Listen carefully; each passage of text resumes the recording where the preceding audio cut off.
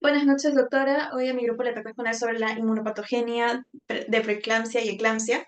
Los integrantes son Blas Quispeana y quien les habla, Ángel Chiara. Siguiente, por favor.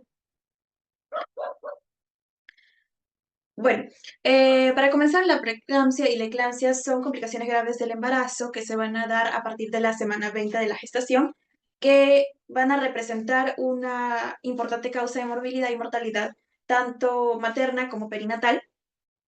Estas condiciones son marcadas principalmente por hipertensión y daños a distintos órganos, que en casos extremos lleva a la muerte tanto del madre como del feto. La etiología no es específica, sin embargo, se cree que se debe a tres factores, como son los factores genéticos, los placentarios y los factores ambientales. Dentro de los factores de riesgo tenemos al primer embarazo, embarazos múltiples como son, por ejemplo, los trillizos, antecedentes familiares de preeclampsia, hipertensión crónica, diabetes, enfermedades renales como el síndrome nefrótico, que representa un mayor riesgo a sufrir preeclampsia. Y también tenemos la edad materna, que se da mayormente en mujeres menores de 20 años y mayores de 40 años. Siguiente, por favor. Tenemos la epidemiología, donde la preeclampsia ocurre aproximadamente del 2 a 8% de embarazos en todo el mundo, según el tipo de población y según los factores de riesgo específicos. En el caso de la eclampsia son menores los casos, sin embargo son más graves. Tiene una tasa de incidencia de 1 a 2 por cada 1000 embarazos, especialmente en países en desarrollo y en menor incidencia en países desarrollados. En el caso del Perú, la preeclampsia muestra ser una principal causa de muerte materna. Aproximadamente el 10% sufren de preeclampsia y sus complicaciones. Además, representa un desafío significativo para la salud, ya que existe desigualdad al acceso a servicios de salud, especialmente en áreas rurales o de bajo nivel económico. Siguiente, por favor. Preeclampsia. Como hemos mencionado, es un trastorno hipertensivo que se da durante el embarazo, después de la semana 20 de gestación, y en casos menos frecuentes se da una preeclampsia postparto. Se caracteriza por la tensión arterial y las cifras son mayores de a 140 sobre 90 milímetros de mercurio, que van a ser tomadas en dos diferentes momentos con una diferencia de 4 horas. Además, se debe presentar proteinuria de nueva aparición o difusión de un órgano blanco, como por ejemplo la trombocitopenia, disfunción hepática, insuficiencia renal crónica, edema pulmonar, edema cerebral y cefalea refractaria. También se puede dar un pronóstico cuando es menor a 34 semanas, es un inicio temprano, y cuando es mayor a 34 semanas, es un inicio tardío. Siguiente. Ya, la inmunopatogenia. Para comenzar, vamos a recordar un poco la embriogénesis, que va a comenzar con la fecundación. Esta fecundación va a formar un cigoto, donde se va a tener 23 cromosomas de la madre y 23 del padre, para después pasar a un proceso de segmentación. Eh, Cuando este cigoto va a comenzar a segmentarse por división mitótica, se van a formar los llamados blastómeros. Ahí, al llegar de 12 a 32 blastómeros, alrededor del tercer día se va a formar la mórula. Después, al cuarto día, se va a formar un blastocisto, donde se va a observar un líquido llamado el blastocele y se van a diferenciar dos células, que serían los trofoblastos y los embrioblastos, que van a formar el embrión. Además, la zona pelúcida se va a comenzar a degenerar y va a hacer que este blastocisto aumente de tamaño para que se pueda unir al endometrio. Es ahí donde se va a generar la implantación. Eh, Aquí se va a diferenciar el trofoblasto en dos tipos de células, que son el citotrofoblasto y el sincitiotrofoblasto. Este último va a ser una capa que va a penetrar al endometrio. Después se va a dar la formación placentaria, donde va a haber una formación de vellosidades primaria, secundaria, terciaria.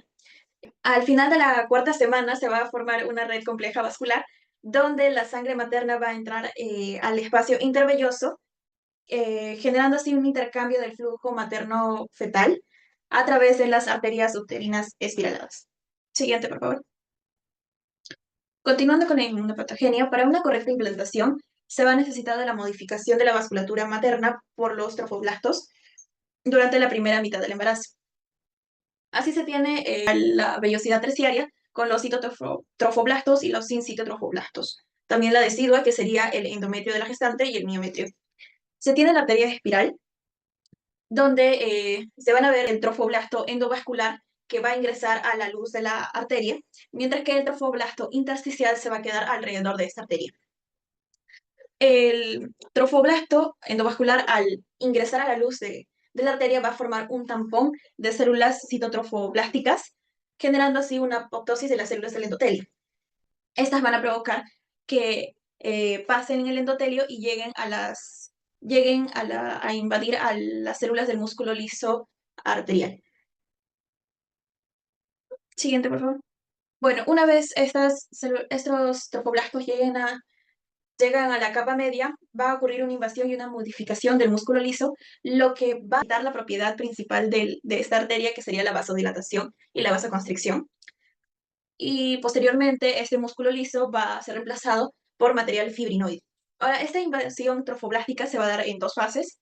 La primera es antes de las 12 semanas, donde va a haber una remodelación arterial que se va a dar hasta la decidua. Y la segunda fase se va a dar entre las 12 a 16 semanas, donde se va a realizar una modificación de las arteriolas. Siguiente.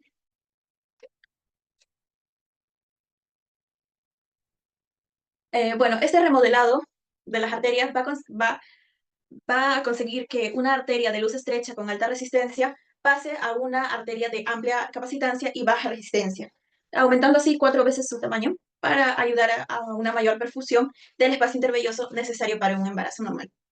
En la imagen a la izquierda podemos ver la diferencia entre una mujer no embarazada, una mujer preeclámptica y una mujer embarazada. Vemos cómo en la mujer embarazada el citotrofoblasto invade hasta la capa del miometrio, haciendo que la arteria uterina espiralada tenga una amplia capacitancia y baja resistencia, por lo tanto una mayor perfusión. Sin embargo, en una mujer preeclámptica, la invasión de los citotrofoblastos no llega tan profunda, solamente se queda en el endometrio. Por lo tanto, no hay una correcta modificación de esta vasculatura, lo que lleva a una menor perfusión uteroplacentaria. Siguiente, por favor. Ahora, con respecto a la fisiopatología, el punto clave es la reducción de la perfusión uteroplacentaria, que va a generar una isquemia tisular. Esto tiene dos grandes causas, como es la falla de la placentación, que se van a dar por factores genéticos, inmunológicos e inflamatorios maternos. Y también otra causa es la intolerancia inmunológica entre los tejidos maternos y paternos. Tenemos la primera causa, que se va a dar por remodelado endovascular defectuoso, que a su vez se da por factores genéticos, inmunológicos e inflamatorios. Estudios revelan que las mujeres poseen de una proteína transmembrana Notch, cuya función vital es la invasión trofoblástica y la remodelación vascular. Sin embargo, mujeres preeclámpticas no tienen este Notch, por lo tanto, provocan una menor perfusión y un incorrecto remodelaje de las arterias espiraladas. Eh, Otro factor importante son los factores antiangiogénicos, que van a provocar una desregularización entre los factores angiogénicos y antiangiogénicos. Entonces, va a existir una liberación de los péptidos antiangiogénicos, que son receptores inhibidores del factor de crecimiento del endotelio vascular y del factor transformante de crecimiento beta. Estos, por ejemplo, tenemos a la tirosinquinasa 1 soluble tipo FMS, o receptor del factor del crecimiento vascular, va a impedir va a bloquear que ésta se una a su receptor de endotelio, provocando así una incorrecta remodelación vascular.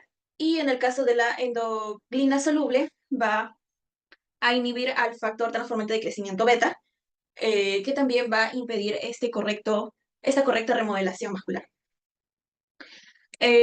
Esto va a provocar una persistencia en el músculo liso de las arterias, además de una disminución del calibre de los vasos. Por lo tanto, va a generar un enlentecimiento del flujo y una acumulación de los componentes del plasma en las paredes de los vasos, generando una proliferación de las células miotimales y macrófagos, generando finalmente aterosis.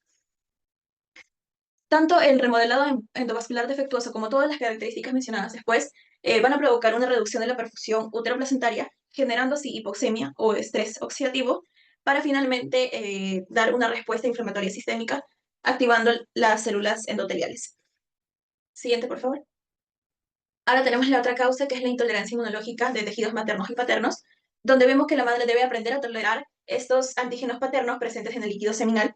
Por lo tanto, también es considerado como un factor de riesgo el limitado contacto con el esperma, ya que se puede dar en mujeres en el primer coito, o sea, que terminan embarazadas en el primer coito, una inseminación artificial, una nueva pareja o mayor carga antigénica paterna como es en la bola.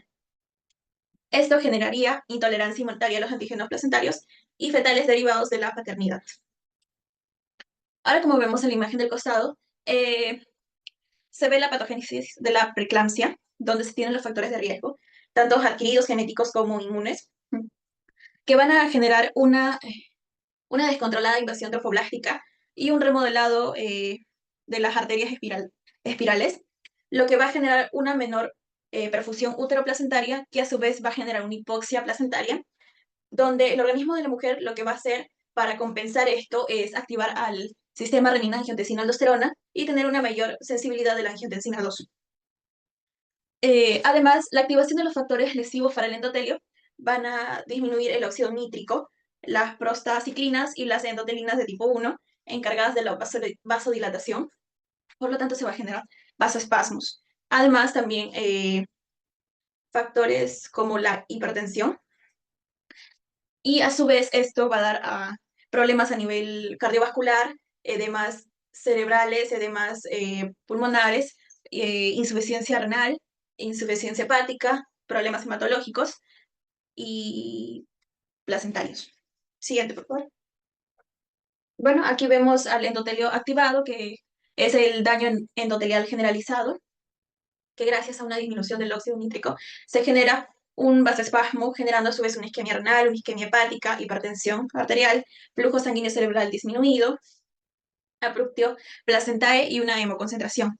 También este endotelio va a causar un escape capilar, generando edema, proteinuria y una hemoconcentración también. Y finalmente una activación de coagulación que va a generar trombocitopenia. Siguiente. Eclampsia. ¿Qué es la eclampsia? La eclampsia es la aparición de convulsiones repentinas después del parto. Eh, Generalmente se va a manifestar con convulsiones tónicas clónicas, músculos rígidos, coma y pérdida de conciencia súbita. Su patogénesis se va a dar por dos principales factores, que es el síndrome de encefalopatía posterior reversible y el edema vasogénico en la circulación cerebral posterior. Su clínica, vemos una hipertensión alrededor de un 75%, aunque puede existir sin tener hipertensión. También puede haber una cefalea fronto-occipital en un 66%, alteraciones visuales como estocoma, ceguera o diplopía en un 27% y un dolor epigástrico en un 25%. El manejo o tratamiento se da a través de un sulfato de magnesio, antihipertensivos. También se les debe proporcionar oxígeno y no se debe intentar parar la primera convulsión. Siguiente, por favor. Bueno, a través de la resonancia magnética podemos ver un edema resultado de una vasoconstricción, alteración de la autorregulación y disfunción endotelial. Asimismo, el síndrome de encefalopatía posterior reversible. También existen cambios como convulsiones y el síndrome de encefalopatía posterior reversible, ya que se generan anomalías neurológicas con hallazgo de edemas, especialmente de distribución de la circulación cerebral posterior, y esta se puede captar mediante neuroimágenes. Y finalmente también hay un bloqueo del factor de crecimiento endovascular y del factor de crecimiento transformante beta, resultando en la pérdida de las fenestras del plexo coroideo, provocando así una inestabilidad de las células endoteliales y un edema periventricular, como podemos ver en la imagen. Siguiente, por favor. Inmunopatogenia. Primero hay una activación inmunológica. Tanto las células T como las células natural killer van a comenzar a activarse descontroladamente, anormalmente, participando así en las respuestas inflamatorias. Los anticuerpos y las inmunoglobulinas también pueden ser producidas contribuyendo a esta respuesta autoinmune.